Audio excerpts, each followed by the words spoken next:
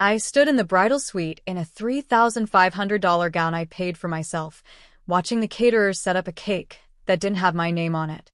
Instead of our gold and ivory initials, the banner hanging above the altar read, "Congratulations, Chloe and Julian." When I confronted my mother, she didn't even blink. She told me Julian was from old money, my wedding venue was a once-in-a-lifetime photo opportunity, and as the older sister, it was my duty to step aside so Chloe could secure her future.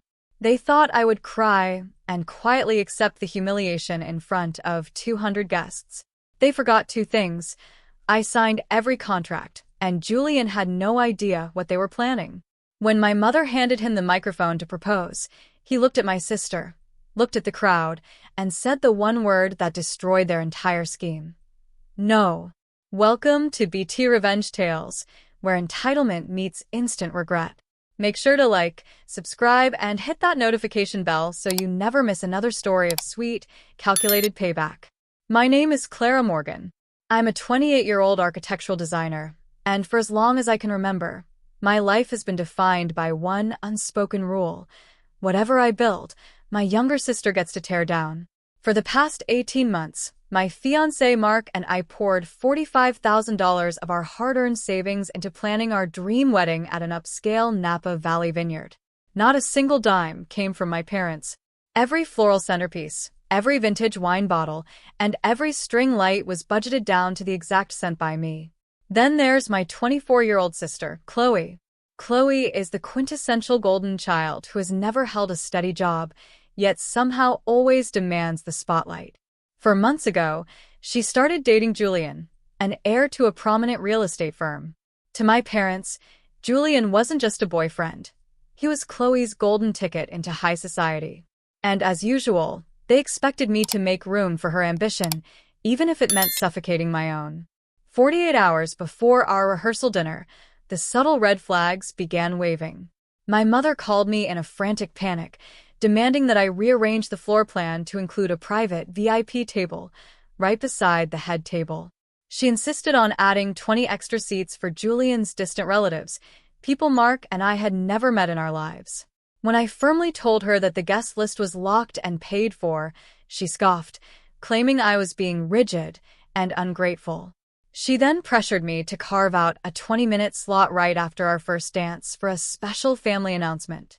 I refused, explaining that every minute of the timeline was strictly coordinated with our photographer and DJ. But my mother just gave me a cryptic smile, insisting it was a harmless surprise that would elevate the entire event. Meanwhile, Chloe was walking around with an unbearable, smug grin, constantly whispering on her phone and casually bragging that she was about to outshine everyone this weekend. I thought it was just her usual jealousy. I had no idea how far they were really willing to go. The morning of my wedding, I stepped into the bridal suite expecting serenity, but I walked straight into a hostile takeover. Our handcrafted 4-tier ivory cake, the one Mark and I had spent weeks customizing, was gone. In its place stood a towering pastel monstrosity with bold gold lettering that read, "Congratulations, Chloe and Julian." Panic set in as I rushed into the main reception hall. The custom wooden welcome signs bearing my and Mark's names had been shoved behind a curtain. The printed itinerary on every table had been altered, boldly labeling our wedding reception as a dual family celebration. I marched into the private lounge and confronted my parents and Chloe. My mother didn't even look up from adjusting Chloe's hair. With cold entitlement, she told me that Julian was preparing to propose today. Since our family could never afford a luxury vineyard venue for Chloe, they had simply taken the initiative to give her the fairy tale backdrop she deserved. "Julian comes from old money, Clara," my father declared without a shred of shame. "He needs to see that Chloe belongs in this world. You need to share your spotlight, or you're ruining this family's future." They looked at me with absolute defiance, completely convinced I would roll over and let them hijack my day. I didn't yell. I didn't cry. For 28 years, I had watched my family exploit every boundary I set, and losing my temper now would only play into their hands. Instead, I pulled Mark aside, and together we intercepted Julian near the tasting room before the ceremony began. I asked Julian to step into the manager's office for a private word. Julian, I asked calmly, keeping my gaze steady. Did you authorize my parents to rebrand my wedding reception as your engagement party? Julian's face went completely pale. What are you talking about? Your mother told me this was a private family toast to celebrate Chloe's birthday. When I showed him the hijacked cake, the altered programs, and the banner with his name on it, pure horror washed over him. Clara, we've only been dating for 4 months, Julian stammered, running a hand through his hair. I never bought a ring. I never agreed to this. They told me you offered to host a toast for us. The puzzle pieces fell instantly into place. My parents had lied to both of us, manufacturing a high-pressure public trap to force Julian's hand. I looked Julian in the eye. Don't say a word yet. Let them set the stage. When they push you to the mic, tell the truth. Julian nodded, his jaw tight with anger. The trap was set, but not for me. The ceremony went off without a hitch, but as dinner wrapped up, my father made his move. He marched up to the DJ booth, abruptly cut the music mid-song, and tapped the microphone. The harsh feedback echoed across the ballroom, cutting through 200 conversations. Ladies and gentlemen, my father announced with theatrical grandeur, beaming at the crowd. Tonight is not just about one daughter's milestone. Tonight, we celebrate the uniting of 2 extraordinary families. Julian, Chloe, come up here. Chloe practically glided onto the center stage, wearing an ostentatious, floor-length white lace gown she'd secretly changed into. She looked smugly out at the guests, savoring what she assumed was her ultimate triumph.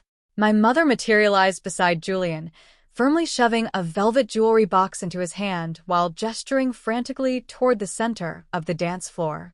The entire venue fell dead silent. 200 guests held their breath, waiting for the grand romantic gesture. Julian walked slowly to the center of the stage. He looked at the ring box in his palm, then up at Chloe, and finally out at the expectant crowd.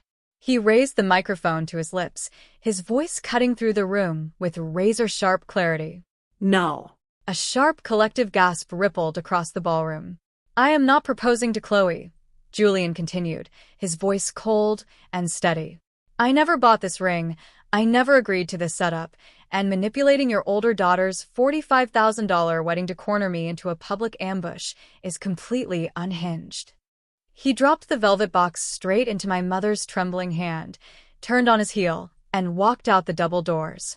Chloe let out a blood-curdling scream of pure humiliation and collapsed onto the hardwood floor, sobbing uncontrollably. My parents stood entirely paralyzed under the blinding chandeliers, their golden scheme shattering into 1,000,000 pieces before the eyes of everyone they had ever tried to impress. Before the room could fully process the chaos, I stepped onto the platform, smoothly taking the microphone from my father's frozen grip. Ladies and gentlemen, I said, my voice projecting crisp and composed over the speakers. Thank you all for being here to celebrate Mark and me. We appreciate Julian's honesty, and we will not tolerate any further disruptions to the event we personally paid for. Right on cue, 2 private venue security guards, whom I had placed on standby hours earlier, stepped into the ballroom. My mother began shrieking about family loyalty, while Chloe threw a hysterical tantrum on the floor, smearing mascara across her white lace gown. The guards swiftly flanked them, escorting my screaming parents and weeping sister through the side exits and entirely off the premises. As they were let out, I handed my father the itemized billing receipts for all their unauthorized decorations and altered catering, calmly informing him that any unpaid damages would be forwarded straight to my attorney. Julian blocked Chloe on everything that night and never looked back. With the toxic weight gone, the rest of our wedding transformed into the best night of our lives. Mark and I danced, laughed, and celebrated surrounded only by people who genuinely cared about us. The next morning, I permanently blocked my parents and Chloe. They tried to blame me for ruining Chloe's future, but their own greed and delusion were on full display for 200 witnesses to see. I finally stopped letting my family tear down what I built.